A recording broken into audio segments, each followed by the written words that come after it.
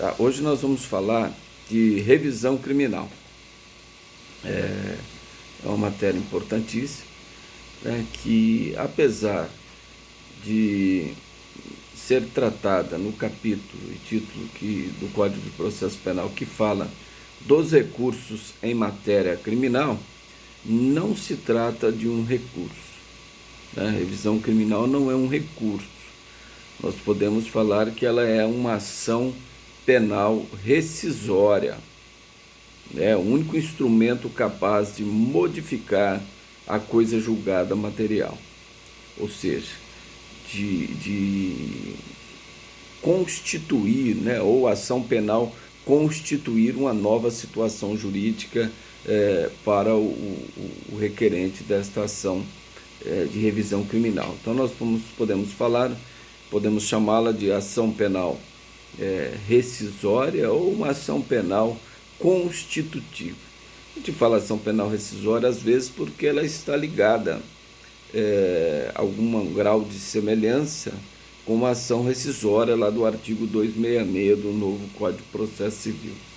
Né? Só que aqui nós vamos notar bastantes diferenças. A semelhança é que são os instrumentos capazes de modificar a coisa julgada. Né? Tanto que os requisitos é que haja a coisa julgada para que você possa interpor essas ações modificativas da coisa julgada, que aqui no nosso caso, ação de revisão criminal. Tá bom? Então não se trata de um recurso.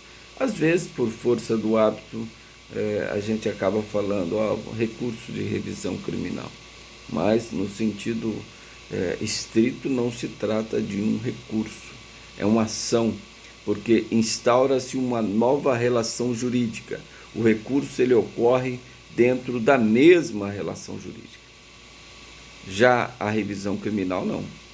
Instaura-se uma nova relação jurídica entre o condenado definitivamente e o tribunal. Tá? E é lógico que, exceto aqueles desembargadores que proferiram a decisão, não irão compor a turma ou câmara ou grupo de câmaras que irão julgar a revisão criminal, certo? Mas vamos falar em termos de previsão, em termos de origem. A revisão criminal, ela inicialmente foi prevista no Decreto 848 de 1890, tá? E depois ela constou lá no artigo 81 da Constituição Republicana de 1891. Tá? Então lá teve a previsão da revisão criminal. E de lá para cá ela vem também sendo presente na Constituição Federal e no dispositivo infraconstitucional, que é o Código de Processo Penal, porque ela está inserida aí do artigo 621 ao artigo 631 do Código de Processo Penal. Então a revisão criminal está no artigo 621 ao artigo 631 do Código de Processo Penal. A revisão nos tribunais superiores também, ela encontra prevista no artigo 24 da Lei 8.038/90, lei que disciplina o processamento dos recursos perante os tribunais superiores, exceto do artigo 13º ao artigo 18º, que foi revogado pelo próprio novo Código de Processo Civil, e foi revogado também do artigo 26 ao artigo 29, que tratava do recurso especial extraordinário. Os demais artigos dessa referida lei continuam em vigência. Tá? Em vigência. Agora, em relação à previsão nos tribunais superiores, a revisão criminal no STF está prevista no artigo 102, inciso 1º, letra J da Constituição Federal. No STJ ela está prevista no artigo 105, inciso 1º, letra E da Constituição Federal, e está prevista também no artigo 108, inciso 1, letra B da Constituição Federal, falando a competência dos tribunais regionais federais. E de resto, o que não foi interesse da União sobra para os estados julgar as revisões criminais de julgamentos proferidos pelos juízes estaduais. Juízes federais, Tribunal Regional Federal, artigo 108, inciso 1, letra B da Constituição Federal. Os demais casos que têm interesse estadual, ou seja, aqueles processos julgados pelos juízes estaduais, serão julgados pelos tribunais de justiça estaduais, a revisão criminal. Tá certo? Tribunal de Justiça. Tudo bem? Então falamos aí a fundamentação, ou seja, a origem, né, das previsões de revisão criminal que nós temos na atual legislação. Tá? Um dos requisitos da revisão criminal é que haja o trânsito em julgado. Sem a ocorrência do trânsito julgado, não há que se falar em revisão criminal. Então, se você entrar com a revisão criminal, o processo ainda não transitou em julgado, o tribunal vai indeferir liminarmente a sua revisão criminal. Uma das peças que você deve juntar na sua revisão criminal é a certidão do trânsito em julgado, ou certidão que aquela decisão já transitou em julgado, motivo pelo qual, então, possibilita que você proponha a revisão criminal, certo? Uma das características da revisão criminal é que, aí eu vou falar entre aspas, que a gente fala assim, essa pergunta é: quais são os recursos exclusivos da defesa? E aí, entre aspas, né? Revisão criminal, por exemplo, trata-se de uma ação autônoma, ela está entre as ações autônomas de impugnação, exclusivo da defesa. Só a defesa pode propor revisão criminal. Não existe revisão criminal pró-societate, ou seja, o Ministério Público não pode promover uma revisão criminal em nome da sociedade para prejudicar o condenado. Não, ainda que ele tenha sido absolvido por um juiz absolutamente incompetente. Ele vai continuar absolvido, porque não existe como modificar essa coisa julgada material. Não existe, porque é um recurso exclusivo da defesa. E depois nós vamos falar se o Ministério Público terá legitimidade para interpor a revisão criminal, desde que em favor do condenado. Mas contra o condenado ele não tem, de forma alguma, porque, entre aspas, trata-se de um recurso exclusivo da defesa, como os embargos infringentes que nós tratamos nas aulas anteriores. É um recurso exclusivo da defesa, exceto no Superior Tribunal Militar, que lá ele não é exclusivo da defesa. Tá? No STF é exclusivo de defesa, nos demais tribunais tudo, e o Código de Processo Penal diz assim, ele é um recurso exclusivo da defesa. E o outro recurso que existia também, que era exclusivo da defesa, era o protesto por novo júri, que não existe mais, que foi revogado. Quando o réu era condenado por um único recurso, um único crime, perante o tribunal do júri, a pena igual ou superior a 20 anos. Certo? Então, eram os três, entre aspas, a revisão, recursos que eram exclusivos da defesa. Somente a defesa poderia propor esses recursos. Tá? Tudo bem? Bom, uma das finalidades da revisão criminal, quais serão as finalidades da revisão criminal? Primeiro, reparar uma injustiça ou um erro judiciário.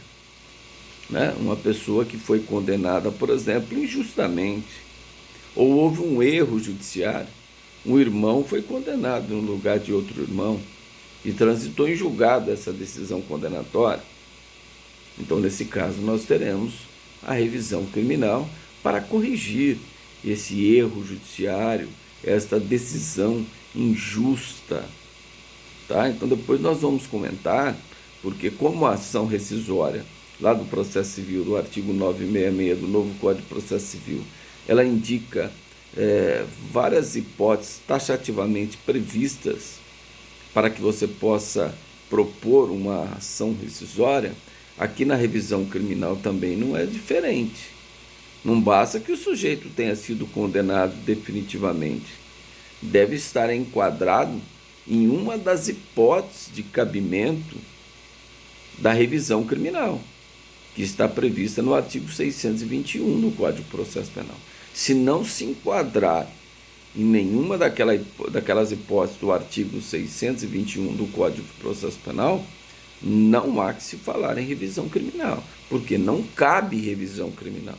A sua revisão criminal será julgada improcedente, ou até mesmo será indeferida liminarmente, se não preencher os requisitos do artigo 621, cujo rol das hipóteses de cabimento ele é taxativo, não é exemplificativo.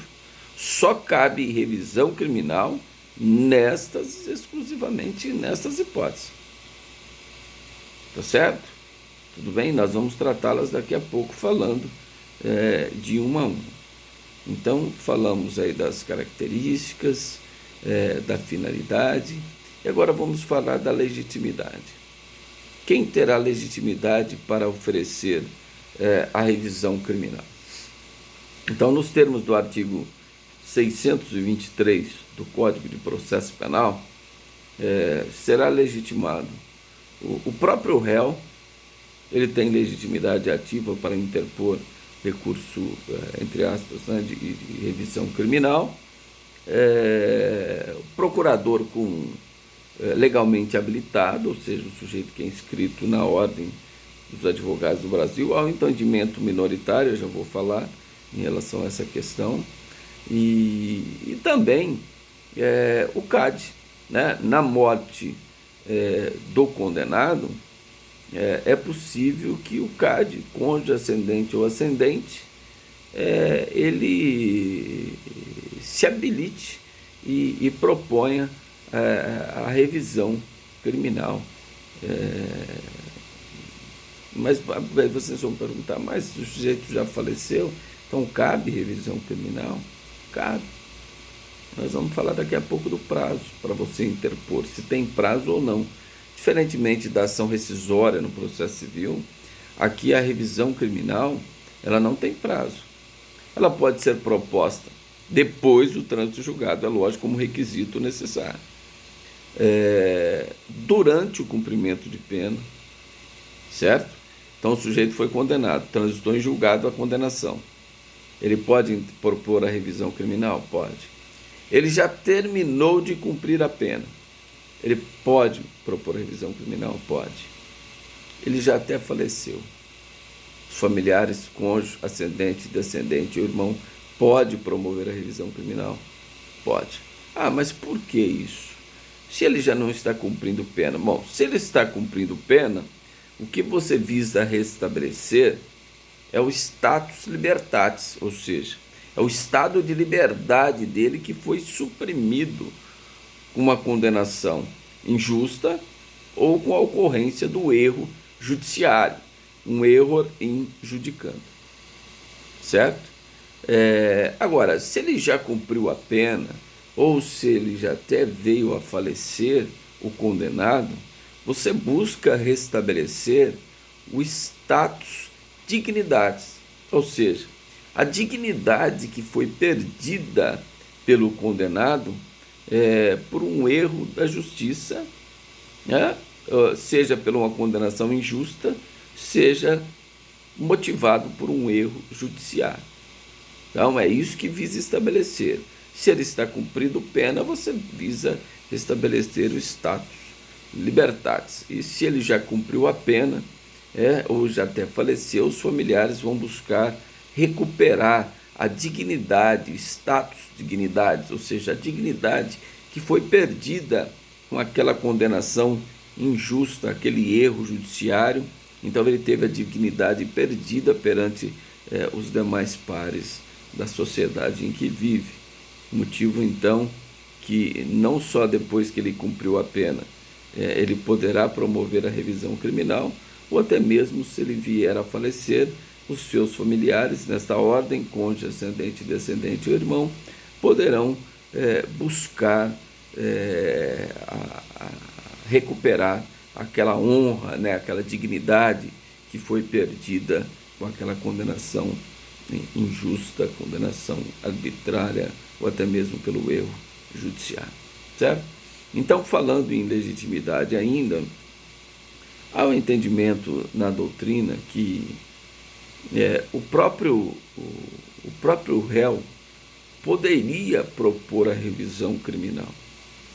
Não precisaria nem sequer de capacidade postulatória, argumentando que ainda que o artigo 133 da Constituição Federal diz que o advogado é indispensável à administração da justiça, né, e o artigo 1º, inciso 1º da Lei 8.906 de 94, que é o Estatuto da Ordem dos Advogados, não tenha feito esta ressalva, não exigindo capacidade postulatória, a não ser para o habeas corpus, parte da doutrina entende que ele teria essa legitimidade com fundamento aí no próprio artigo, artigo 5º, inciso 34 e artigo inciso 35 do artigo 5º da Constituição Federal de 1988, né, que não poderia excluir do Poder Judiciário essa lesão ou ameaça de lesão ao direito. Então existe essa divergência doutrinária. Mas é lógico que na prática isso funciona como?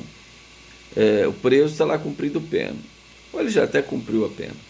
Ele escreve lá umas linhas lá para o juiz, endireciona o juiz e manda lá para o fora. Manda para o diretor da cadeia, o diretor manda para o fora. O juiz vai receber aquela revisão criminal? Ou o tribunal, se ele mandar direto para o tribunal? Vai. Mas aí o que o tribunal vai fazer? O tribunal vai intimar aqui a primeira instância para que o juiz possa nomear um defensor, ou dentro do convênio da Defensoria com a Ordem dos Advogados do Brasil, para que exerça aquelas razões de forma técnica, respeitando a vontade do condenado, de apresentar a revisão criminal. Certo? Então, na prática, funciona assim. O sujeito manda faz uma revisão criminal lá na cadeia, manda para o diretor vai mandar para o juiz da execução.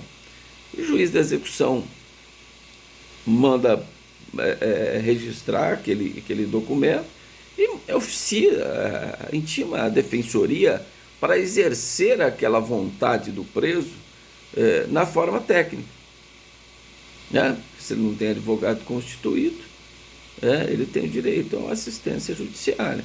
Então a Defensoria Pública irá fazer as razões da revisão criminal e aí sim iria protocolar perante o tribunal competente. Tá bom?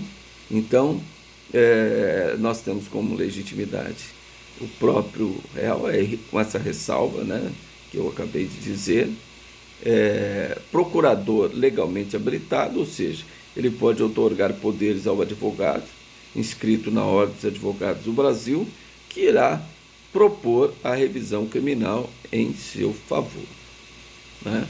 Se ele já faleceu, aí o cônjuge, ascendente, descendente ou irmão, outorga poderes a advogado, ou se não tiver condições, vá até a Defensoria Pública, que o próprio defensor ou nomeará um advogado que faz parte do convênio com a Defensoria Pública para exercer esse direito que é propor a revisão criminal. Tá certo?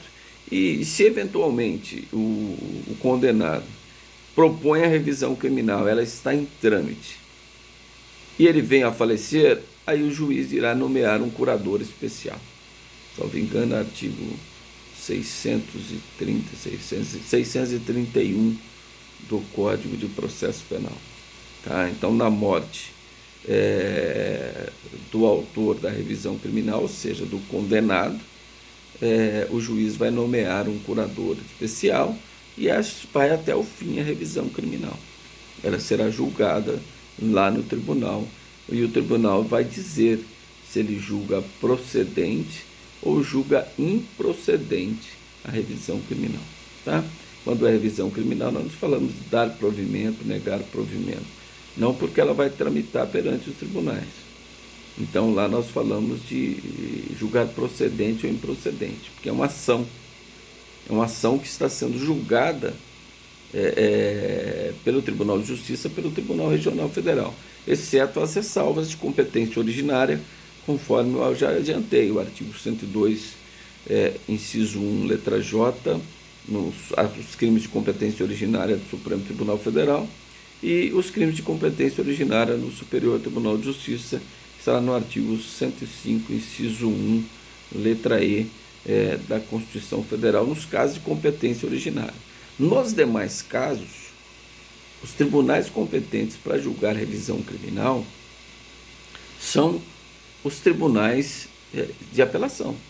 Quais são? Os tribunais de justiça e os tribunais regionais federais. Então, qualquer condenação, prestem atenção nisso, isso é importante, qualquer condenação proferida por um juiz estadual, aqui no estado de São Paulo, qualquer juiz, qualquer condenação, quem vai julgar, quem terá competência para julgar a revisão criminal, será quem? O órgão superior. Qual é o órgão superior? Tribunal de Justiça. Então é o Tribunal de Justiça que vai julgar a ação de revisão criminal. Ah, mas se for um juiz federal, aqui no âmbito de São Paulo e Mato Grosso do Sul, será o Tribunal Regional Federal de Terceira Região, que a sede dele é em São Paulo. Tá? Então, se for no âmbito federal, se é um juiz federal, quem vai julgar a revisão criminal? Tribunal Regional Federal. Se é no âmbito estadual, quem vai julgar a revisão criminal? Tribunal de Justiça. Ah, mas vamos imaginar que um juiz de Ribeirão Preto deu uma sentença e não houve recurso. Juiz aqui da quinta vara, juíza da quinta vara criminal de Ribeirão Preto, deu uma sentença condenatória e não teve recurso, transitou em julgar. Aí o condenado quer entrar com a revisão criminal. Onde que ele vai entrar? Tribunal de Justiça. Tá? É o órgão competente para apreciar essa decisão de primeiro grau. Agora, ainda que se tenha tido recursos, prestem atenção agora. Presta atenção. A juíza da quinta vara deu uma sentença condenatória. Você recorreu para o Tribunal de Justiça. O Tribunal de Justiça manteve a sentença condenatória. Você recorreu especial extraordinário. Foi para o STF e o STJ. Lá também mantiveram a mesma sentença condenatória. Você vai interpor revisão criminal onde? Tribunal de Justiça do Estado de São Paulo. Ah, mas não chegou lá no STF? Não importa. Porque teve recurso extraordinário, não muda a competência do TJ. O TJ continua competente para julgar as ações de revisão criminal. E se fosse isso no âmbito federal? Tribunal Regional Federal continua competente para julgar as revisões criminais. Certo? Tudo bem? Então essa é uma questão bastante importante. E só falando da legitimidade, para a gente não deixar passar, a jurisprudência entende, e aí há divergência, mas é razoável o entendimento, a doutrina também há divergência, que o Ministério Público poderia interpor revisão criminal desde que em favor do réu. Por quê? Aqui veda reformatio impégios, né? Se é um recurso exclusivo da defesa, imagina, o condenado recorre, o tribunal pudesse aumentar a pena? Não. Então, nesse sentido, tem-se o entendimento que o Ministério Público poderia interpor a revisão criminal desde que em favor do réu. Nunca em desfavor do réu, em favor da sociedade. Lembra daquele exemplo? Um juiz absolutamente incompetente absolveu o réu. A sociedade foi prejudicada. Então o Ministério Público pode promover uma revisão criminal em favor da sociedade. Não pode. Não tem previsão legal. sujeito continuará absolvido, mesmo que tenha sido por um juiz absolutamente incompetente, porque não existe revisão pró-societária, certo? É só pró-réu. A revisão é somente em favor do réu. É um recurso, entre aspas, exclusivo da defesa. Tá? Então, vamos ver em que decisões que cabem à revisão criminal. Bom, de uma decisão condenatória é certo, né? Desde que evada de injustiça ou de erro judiciário, é possível a revisão criminal, né? Mas também ela é possível contra uma decisão absolutória imprópria. O que é uma decisão absolutória imprópria? O juiz absolveu e aplicou medida de segurança. E aí transitou em julgado, teve recurso, mas transitou em julgado. Cabe revisão criminal? Cabe. Tranquilamente. Então, absolutória imprópria. Quando o juiz absolve e aplica medida de segurança. Agora, a absolvição própria é quando o juiz julga improcedente a ação penal, absolvendo o réu, aliás, com um dos fundamentos do artigo 386, não cabe revisão criminal. Não, ainda que tenha reflexo extrapenal. Lembra daquela história? O funcionário público foi absolvido com fundamento no inciso 7 do artigo 386. Não há prova suficiente para condenação. E ele já foi demitido a bem do serviço público. Essa absolvição dele não faz coisa julgada. Ou seja, ele continua demitido a bem do serviço público. Aí transitou em julgado. Não, agora eu vou fazer uma revisão criminal para ver se na revisão criminal eu consigo uma absolvição com fundamento no 386, inciso 1, inciso 4 ou inciso 6, primeira parte. Porque aí ele será reintegrado ao cargo público. Eu posso fazer isso? Não. Não cabe revisão criminal de sentença absolutória para mudança de inciso da absolvição, ainda que tenha reflexo negativo extrapenal, indenização ou reintegração de posse, de cargo público, não pode. Ou é de sentença condenatória, ou é de sentença absolutória imprópria, tá? Até mesmo não cabe a revisão criminal da sentença que reconhece a extinção da punibilidade antes do trânsito julgado. Então, antes do trânsito julgado, o juiz entendeu que houve a prescrição. Ele decreta a prescrição, a causa extintiva da punibilidade pela prescrição. Não cabe revisão criminal. Por quê? Não tem nenhuma consequência. Qual que é a consequência? O Estado perdendo o direito de punir. Então, ele não poderá interpor revisão criminal. Agora, se depois do trânsito julgado, o juiz reconhece, por exemplo, o juiz da execução lá, reconhece a extinção da punibilidade, ou pela anistia, graça, indulto, é possível a revisão criminal? Graça não, porque é um pedido que ele faz diretamente, seria possível essa hipótese, né? Mas é possível? Sim, porque os efeitos secundários permanecem. O efeito principal, que é a aplicação da pena, desaparece, mas os efeitos secundários permanecem. Então ele pode buscar, através da revisão criminal, para desfazer essa questão dos efeitos secundários. Então, da extinção da punibilidade, cabe, após o trânsito julgado, cabe revisão criminal. Antes do trânsito julgado, não cabe revisão criminal, porque não tem nenhuma consequência. O Estado perdeu o direito, ou seja, ocorreu a extinção da punibilidade pela prescrição da pretensão punitiva. Se ocorreu a prescrição da pretensão executória, os efeitos secundários permanecem. Portanto, caberá então a revisão criminal, certo? Então, após o trânsito julgado extinguiu a punibilidade, é possível revisão criminal. Antes do trânsito julgado, extinguiu a punibilidade, aí transitou em julgado, aí você pode entrar com revisão criminal? Não. Não pode, porque não tem nenhum efeito, nenhuma consequência em relação a status, dignidade, status, libertatis. Tá certo? E também agora a decisão que concede o perdão judicial, será que caberia revisão criminal? Decisão que concede o perdão judicial. Vamos imaginar aquele exemplo clássico lá do artigo 121, parágrafo 5º, o pai ou a mãe que deixa o filho trancado dentro do carro. Então, o juiz pode conceder o perdão judicial? Pode.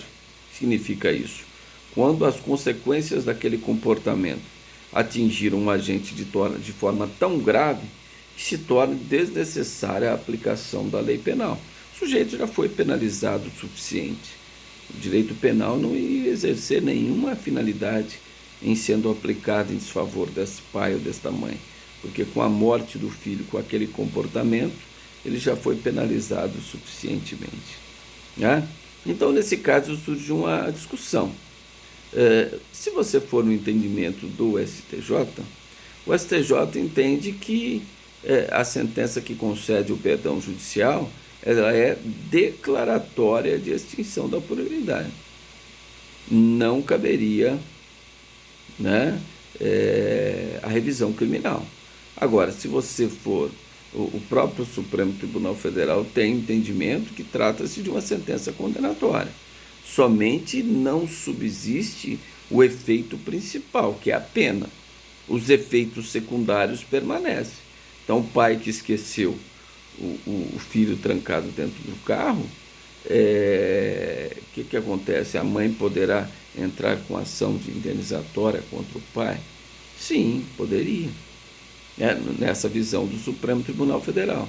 Damásio, evangelista de Jesus, saudoso Damásio, também sempre defendeu essa posição, que a sentença que concede o perdão judicial, ela é condenatória e não absolutória. Ela é condenatória, mas só não persiste o efeito principal, que é a pena. Os demais efeitos permanecem absolutamente válidos, certo? Mas aí há quem sustente, como o STJ, né, bom? Não existe sentença condenatória sem aplicação de pena. Então ela é declaratória, súmula 18 do STJ nesse sentido. Tá? Então esses são pontos de discussões e divergências nesse sentido. Tá certo? Em relação à prisão. O sujeito está foragido, presta atenção. Transitou em julgado a sentença condenatória. Ele está foragido, não foi encontrado. Será que ele poderia entrar com a revisão criminal? A revisão criminal dele seria recebida?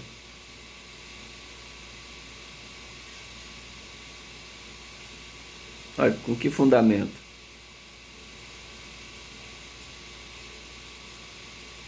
Não tem nada a ver. Ué, o que tem a ver? Se ele está foragido, ele não pode apelar? Nós não falamos isso no recurso de apelação? Mesmo ele foragido, a apelação dele não será julgada? E o tribunal poderá até absolvê-lo? Lógico que não tem nada a ver com a prisão. Ele tem direito. Transitou em julgado, ele pode promover a revisão criminal? Pode. Tem que recolher a prisão? Não. Tem até a súmula que orienta sobre isso. Quem localiza é a súmula 393 do STF. Quem pode fazer a leitura aí? Se eu não me engano, súmula 393.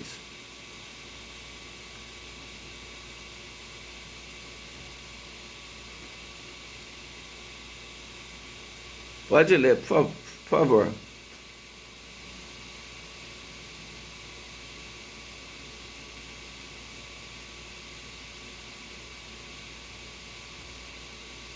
Certo? Mas nem precisava disso, né? Porque Isso depois da Constituição de 88, só com aquele estudo que a gente fez sobre apelação, nós já falamos da revogação do artigo 594, 595 do Código de Processo Penal. O que tem a ver o sujeito estar foragido e ele exercer o duplo grau de jurisdição através do seu advogado? Não tem nada a ver uma coisa com a outra. Se preencher os requisitos de admissibilidade, o tribunal vai receber o recurso. Mas antes não era assim. Antes exigia que, para que o juiz recebesse a apelação, quando ele fosse condenado e o juiz negasse o direito dele apelar, ele tinha que se recolher à prisão, sob pena da apelação dele não ser recebida. Ou, se ele apelasse e depois fugisse da prisão, a apelação dele não seria examinada, porque ela seria julgada deserta. A apelação dele não seria analisada. Então, isso depois da Constituição de 88, né, que prevê várias garantias, né, aqui a ampla defesa, no caso do Tribunal do Júri, a plenitude de defesa aos acusados em geral, não se fazia mais sentido a aplicação desses dispositivos. E aqui a própria súmula 393 do STF diz que, independentemente do recolhimento à prisão ou não, se a revisão criminal preencher os requisitos legais e o sujeito foragido, ela será processada e julgada pelo tribunal competente. Tudo bem? Tranquilo? Então vamos lá, Vamos lá, vamos continuar. Aqui na revisão criminal, nós temos que ter em mente o seguinte: já existe uma decisão condenatória ou uma decisão absolutória imprópria. Então, aquela presunção de inocência e aquele indúbio pro réu já não existe mais. Porque imagina, nós já temos uma sentença condenatória transitada em julgado. O sujeito teve direito de recorrer para os tribunais superiores, teve todos os direitos de recurso, mas transitou em julgado. Então, aquela presunção de inocência que a Constituição garante é até o trânsito julgado. Depois do trânsito julgado, ela desaparece, porque aí tem uma presunção o quê? De legitimidade daquele título executório. E aquele indúbio pro réu já não existe mais. Então, de acordo com o artigo 156 do Código de Processo Penal, aqui inverte-se o ônus da prova. Numa ação penal, quando o promotor oferece denúncia, quem tem que provar? É o réu que tem que provar que ele não agiu daquela forma, ele não praticou aquele comportamento, ou é o promotor que tem que provar que ele agiu daquela forma, agiu com dolo e praticou o crime descrito lá na denúncia? É o promotor, não é? No processo civil não é assim também? Quem prova é quem alega, não é? No processo penal é assim também. A prova incumbe a quem fizer a alegação, né? Aqui há uma inversão desse ônus da prova. Então, se é o requerente que propôs a condenação que está requerendo a sua modificação, é ele que tem que provar aquilo que ele está alegando. Não é o promotor que tem, não, porque já existe uma sentença condenatória. Ela já existe. Não há presunção de inocência. Então, se eu alego que há um erro judiciário, quem tem que demonstrar o erro judiciário é o condenado. É ele que tem que demonstrar. Ele que incumbe a prova da sua alegação ou das suas alegações. Certo?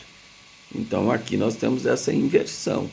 Se é ele que alega, é o condenado, é ele que deve provar suas alegações.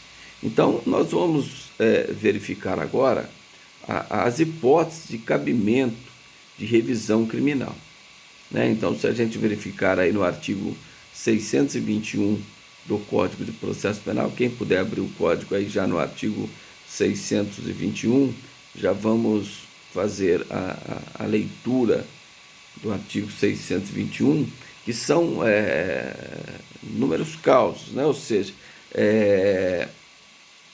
esse rol ele é taxativo, números clausos, né? Ou seja, não existe forma de interpretar isso aí de forma extensiva, porque o rol é taxativo. Então, eu vou propor a minha revisão criminal, eu vou ter que fundamentar a mesma em uma das hipóteses, ou em mais que uma das hipóteses, do artigo 621 do Código de Processo Penal. Senão, a minha revisão criminal, ela não será recebida. Venho propor revisão criminal porque eu entendo que a sentença é injusta. Não, ela será indeferida liminarmente. O tribunal nem vai conhecer a sua revisão criminal. Se você não indicar a fundamentação e explicar corretamente a fundamentação que você está propondo a sua revisão criminal. Então, a primeira hipótese, né, a letra A, toda vez que a sentença for contra o texto, a condenação, né, for contra o texto expresso em lei ou a evidência dos autos. Não é isso? Quem pode ler a letra A do artigo 621.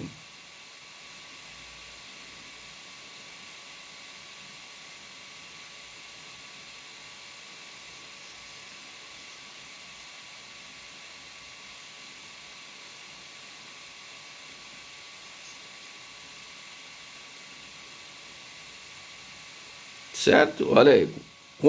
Depois a gente continua lendo os outros. Contra o texto expresso em lei. O que significa isso? Vamos imaginar que o juiz condena uma pessoa num dano culposo. Existe dano culposo? Não. Dano é só doloso. Então vamos imaginar que o sujeito está ali fumando do lado do carro do amigo dele. Tá? Está ali fumando perto do tanque de combustível, lá, não sabe, está sem tampa, ele está ali fumando.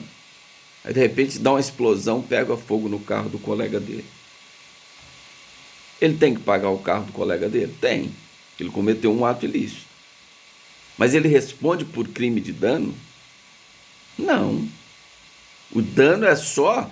ele pega, ele sabe, vai lá, destampa a tampa de combustível, pega um palito de fósforo, acende e joga lá dentro.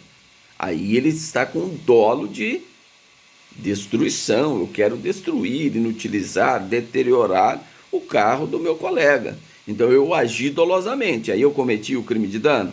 Perfeito, eu cometi o crime de dano. Mas vamos imaginar que foi o primeiro exemplo.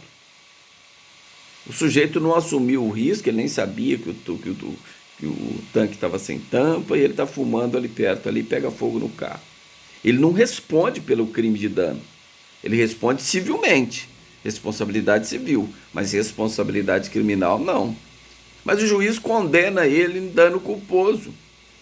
Ora, nesse caso, nós temos aí uma decisão que é contra o texto expresso da lei, porque o crime do artigo 163 só admite a modalidade dolosa, não admite a modalidade culposa.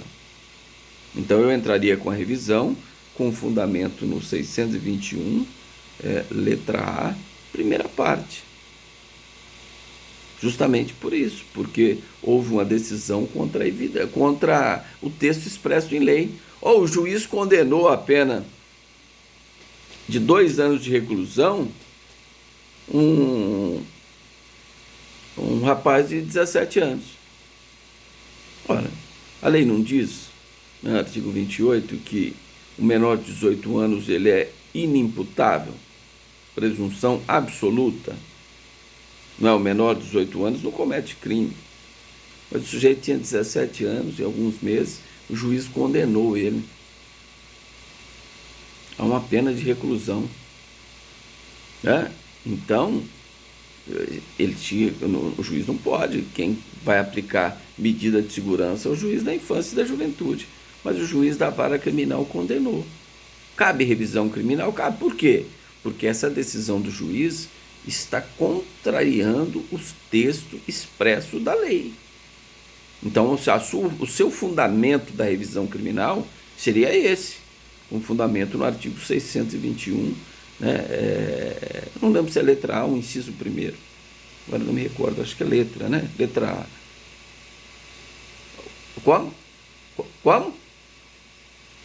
É inciso? É inciso, né? É inciso. Então tá certo, não é letra, é inciso. Inciso primeiro.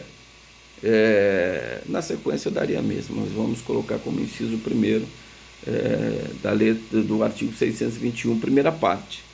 Tá?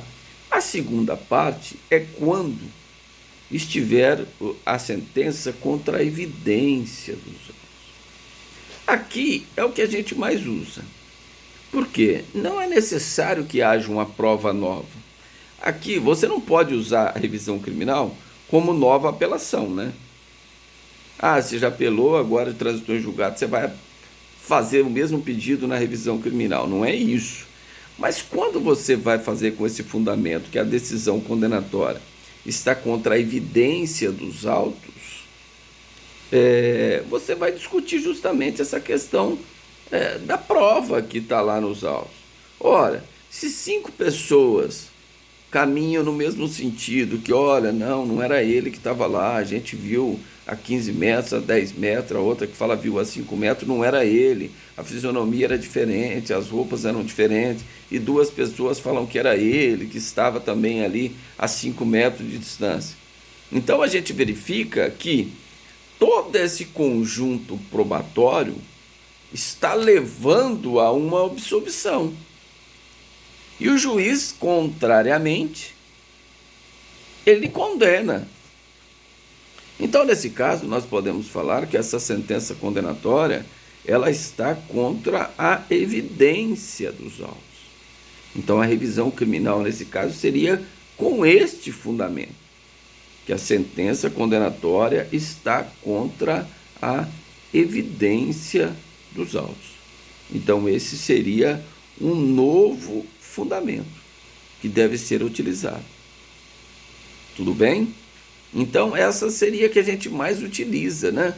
Porque você vai discutir, fala, não, o juiz interpretou mal aquela sentença, as testemunhas falaram isso, a outra falaram isso, então você acaba utilizando muito mais a propositura da revisão criminal com essa fundamentação, que é a fundamentação do inciso 1º, segunda parte do artigo 621.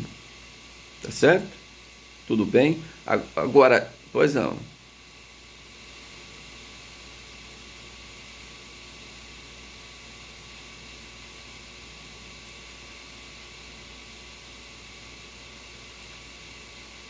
Sim, mas aí o tribunal manteve, e a condenação manteve.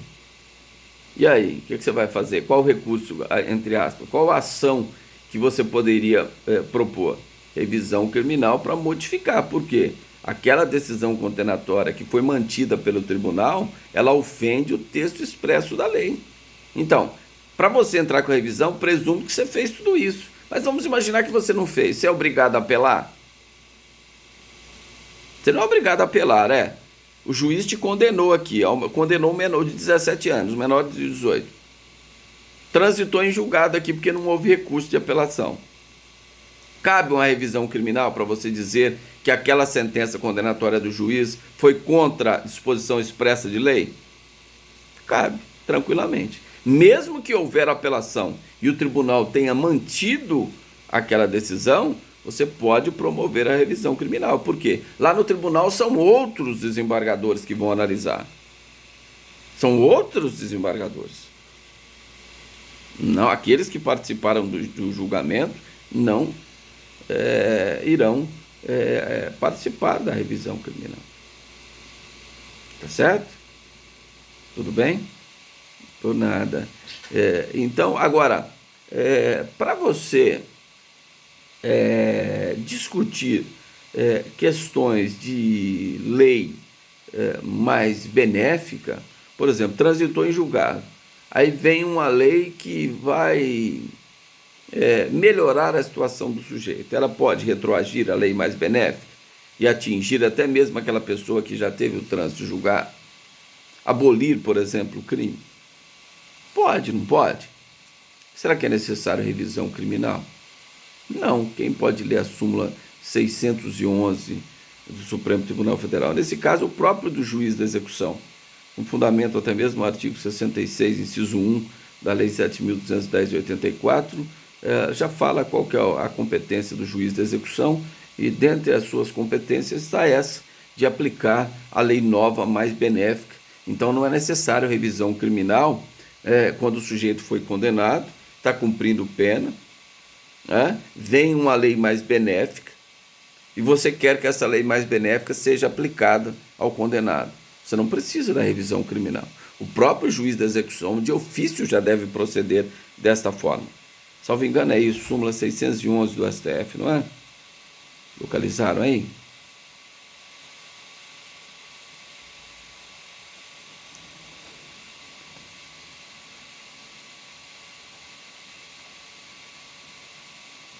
Certo? Então, olha, tá vendo? Você não precisa de revisão criminal para isso, porque o juiz da execução que tem que aplicar.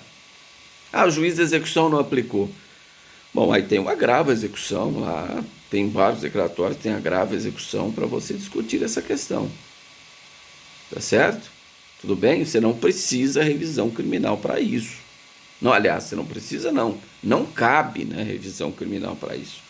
Conforme o teor aí da súmula 611, conforme o teor do artigo 66, inciso 1º, salvo engano, inciso 1º da Lei 7.210 de 84, que é a Lei de Execução Penal. Tá certo? Tudo bem? E também não se utiliza. Vamos imaginar que a condenação é injusta, ou o processo é nulo, tem uma nulidade. Você pode entrar com a revisão criminal quando o processo for nulo? Pode, ué. Se tem nulo, é a decisão contra o texto expresso em lei, o juiz errou na aplicação do procedimento, então há uma nulidade. Ah, mas eu vou entrar com habeas corpus.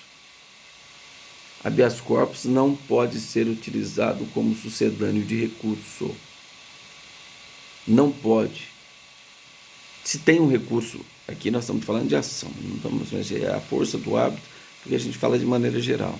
Habeas corpus não pode ser utilizado como sucedâneo de recurso. Então, se a ação que deve ser utilizada é a revisão criminal, você não pode interpor